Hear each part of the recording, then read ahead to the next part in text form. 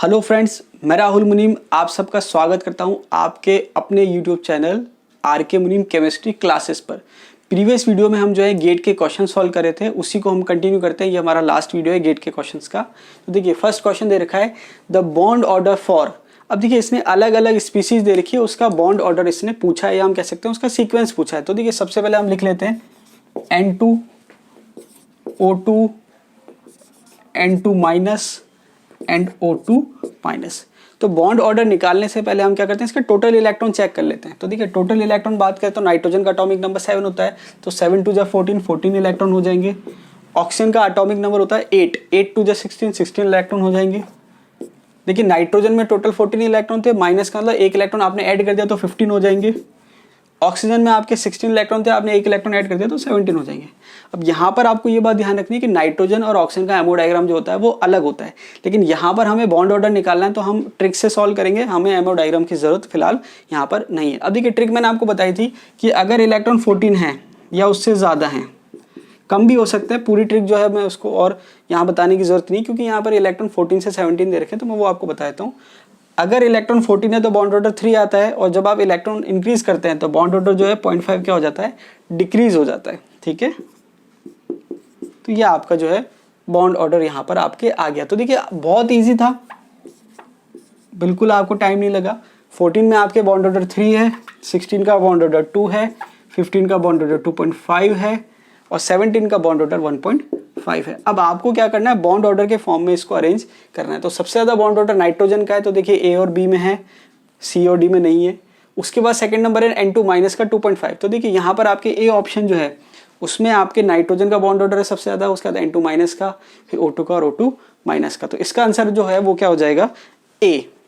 Next question है the structure of ozone and azide ion respectively are.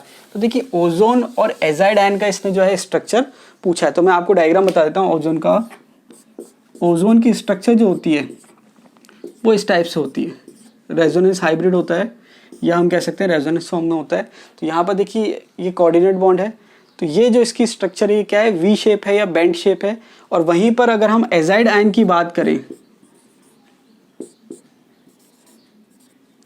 देखिए यहाँ पर प्लस होता है और ये माइनस होता है, तो इसकी स्ट्रक्चर क्या होती है, लीनियर। तो ओजोन की स्ट्रक्चर है बैंड शेप और एजाइड आयन की स्ट्रक्चर क्या है, लीनियर। ओवरऑल इस पे एक माइनस आ जाएगा, ठीक है, क्योंकि 2 माइनस है और 1 प्लस है। तो आप देखेंगे कि बैंड शेप और लीनियर, आंसर क्या हो जाएगा, डी।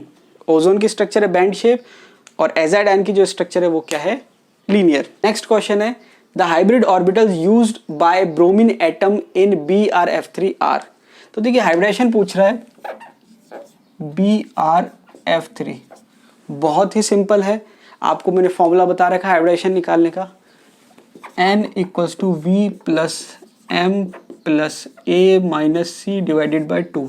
V क्या है, सेंट्रल एटम पर वैलेंस इलेक्ट्रॉन की संख्या, M है नंबर ऑफ यूनिवेलेंट एटम और ग्रुप जो कि क्या है, सराउंडिंग है, A है चार्ज ऑन एनायन, C है चार्ज ऑन कैटायन / 2। अब देखिए यहाँ पर सेंट्रल एटम क्या है, ब्रोमीन सेंट्रल एटम है जो कि हेलोजन है, तो वैलेंस इलेक्ट्रॉन 7 हो जाएंगे, प्लस सराउंडिंग एटम कितने, 3 / 2 = 5।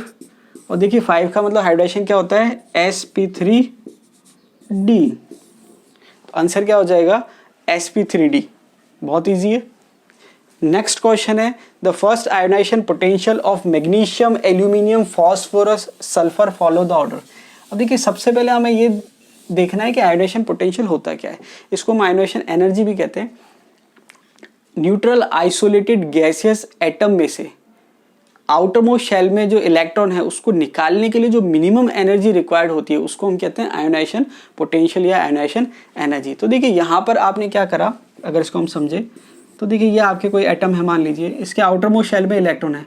अब इस इलेक्ट्रॉन को निकालने के लिए, या आइसोलेटेड एटम है, इस इलेक्ट्रॉन को निकालने के लिए जो एनर्जी चाहिए वो आपके क्या कहला रही है, आयोनाइजेशन एनर्जी या आयोनाइजेशन पोटेंशियल। तो यहाँ पर आपको क्या करना है, इसका ऑर्डर देखना है। और देखिए नॉर्मल जो ट्रेंड होता है आयोनाइजेशन एनर्जी का वो कुछ इस टाइप से होता है, मतलब लेफ्ट टू राइट की अगर हम बात करें अलोंग द पीरियड, तो ये आपके आयोनाइजेशन एनर्जी इंक्रीज होती है। और डाउन द ग्रुप की बात करें तो आयोनाइजेशन एनर्जी जो है या आयोनाइजेशन पोटेंशियल भी कह सकते हैं, क्या होती है, डिक्रीज होती है। इसका रीज़न ये है कि जब आप डाउन द ग्रुप जा रहे हैं तो ऊपर से नीचे जाने पर क्या होता है, नंबर ऑफ शेल्स बढ़ते हैं।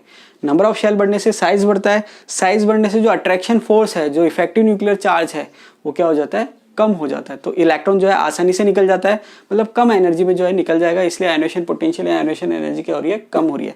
लेकिन जब हम अलोंग द पीरियड की बात करते हैं तो वहाँ पर जो है शेल कांस्टेंट है, मतलब सेम है।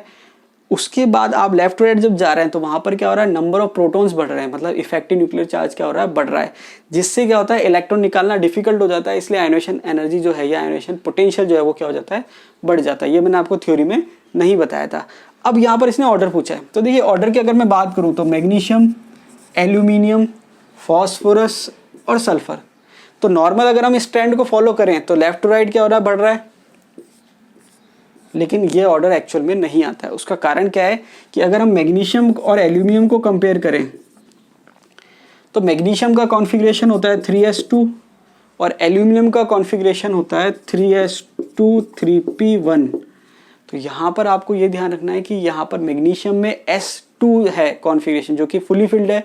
दूसरा ये है कि s ऑर्बिटल जो है वो न्यूक्लियस के ज़्यादा क्लोज होते हैं, मतलब s ऑर्बिटल जो है नाभिक के ज़्यादा पास होता है और p ऑर्बिटल जो है न्यूक्लियस से थोड़ा सा दूर होता है कंपेयर टू s ऑर्बिटल। तो यहाँ पर अगर हम देखें तो s ऑर्बिटल में से इलेक्ट्रॉन निकालना जो है थोड़ा सा डिफिकल्ट है, इसलिए इसकी जो आयोनाइजेशन एनर्जी है वो क्या होती है, एल्यूमिनियम से ज़्यादा होती है। सेम कंडीशन जो है फॉस्फोरस और सल्फर के साथ है। नॉर्मली हम सोचे तो सल्फर का ज़्यादा होना चाहिए, लेकिन होता क्या है कि फॉस्फोरस की जो कॉन्फ़िगरेशन है वो है 3s2 3p3, जबकि सल्फर की है 3s2 3p4।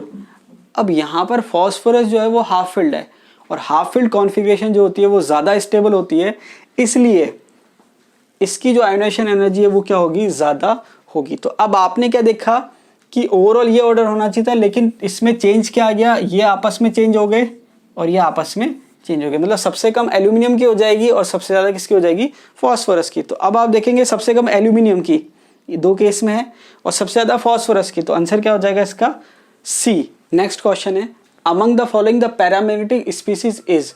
अब देखिए ये पैरामैग्नेटिक स्पीसीज पूछ रहा है। मैंने आपको एक स्टेटमेंट कहा था कि अगर किसी स्पीसीज में total number of electrons odd हैं तो वो 110% क्या होगी, पैरामैग्नेटिक। लेकिन अगर total number of electron even है तो दो इलेक्ट्रॉनिक कॉन्फ़िगरेशन जो है या दो टोटल नंबर ऑफ इलेक्ट्रॉन जो है जिसमें नंबर ऑफ इलेक्ट्रॉन या तो 10 हो या 16 हो, वो क्या होती है, पैरामैग्नेटिक होती है। उसके अलावा जितने भी इवन इलेक्ट्रॉन्स वाली स्पीसीज है वो क्या होती है, डायमैग्नेटिक होती है।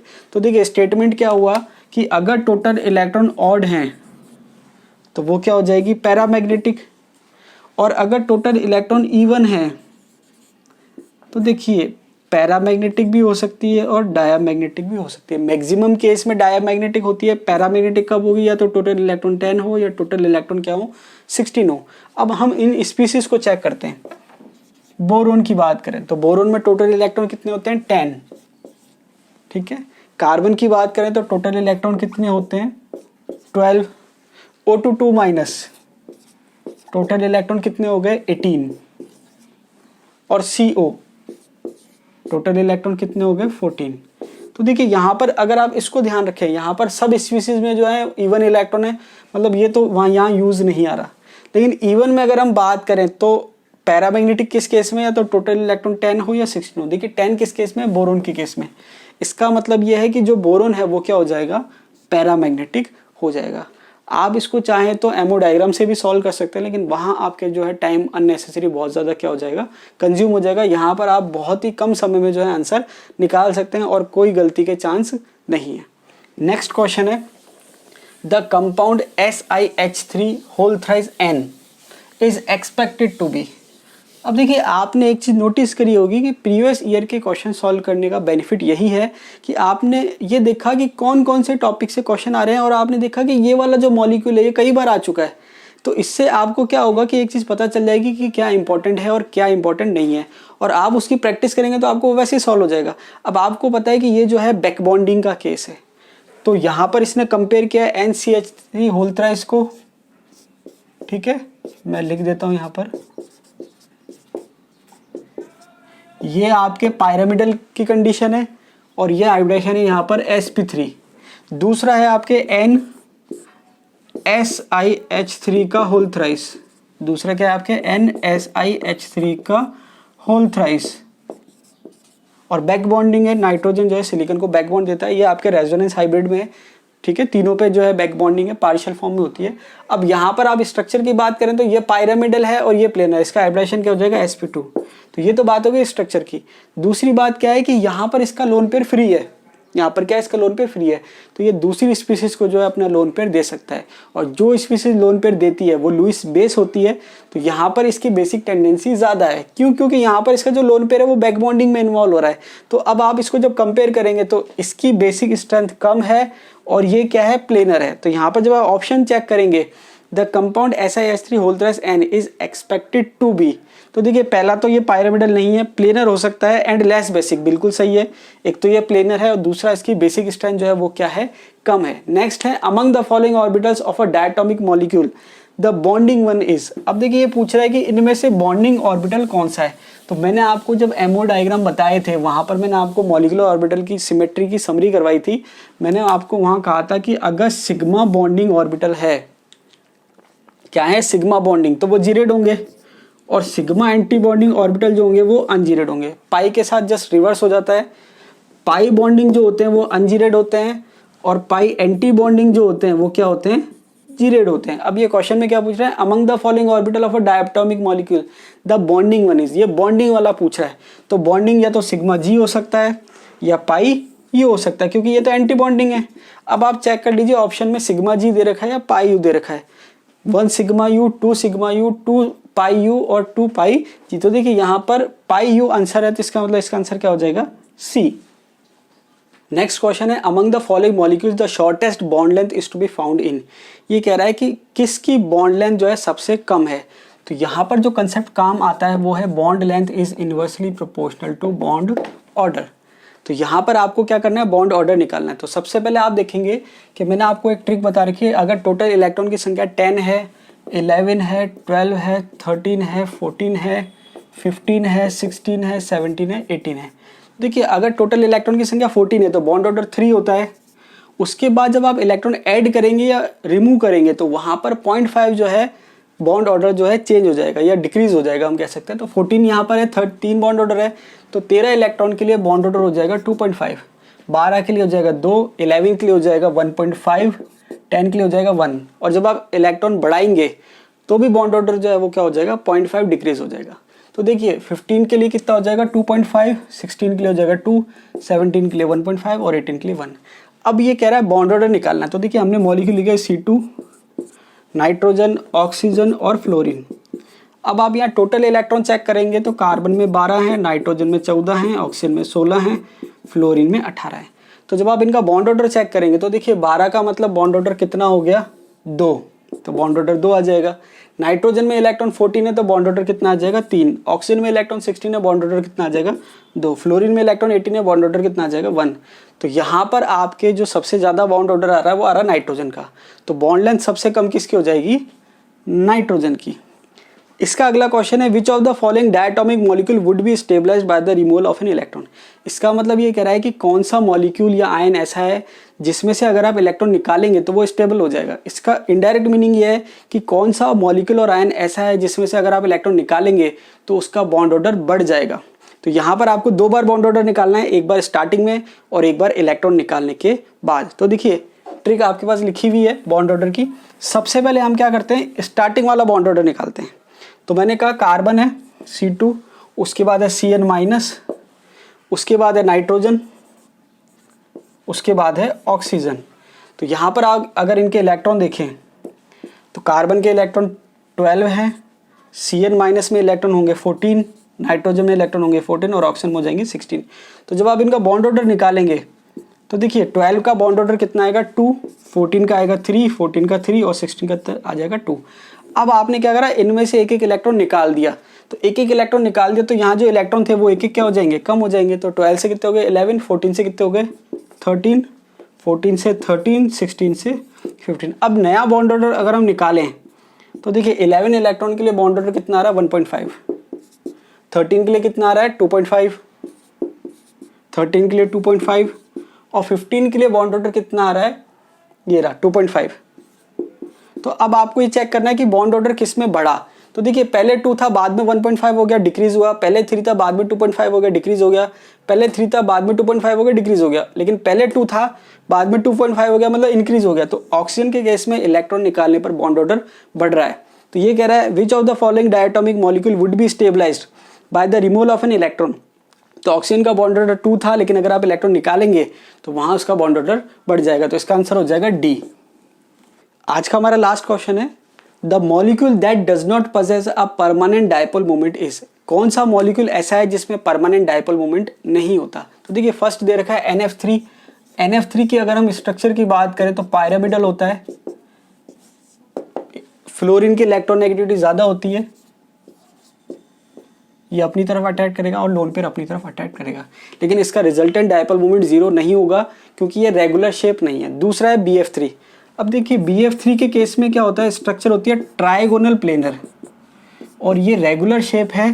तो यहाँ पर जो ओवरऑल डायपोल मोमेंट है वो क्या हो जाएगा, कैंसिल आउट हो जाएगा। तो इसका जो डायपोल मोमेंट आएगा वो कितना आएगा, 0 आएगा। मतलब इसका परमानेंट डायपोल मोमेंट क्या है, 0। तो आंसर हो जाएगा बी। BF3 का परमानेंट डायपोल मोमेंट क्या होगा, 0। आपको वीडियो कैसा लगा कमेंट बॉक्स में बता सकते हैं। अगर वीडियो अच्छा लगा तो लाइक कीजिए, दोस्तों के साथ शेयर कीजिए और अगर आप चैनल पर नए हैं तो चैनल को सब्सक्राइब कीजिए। वीडियो को अंत तक देखने के लिए बहुत बहुत धन्यवाद।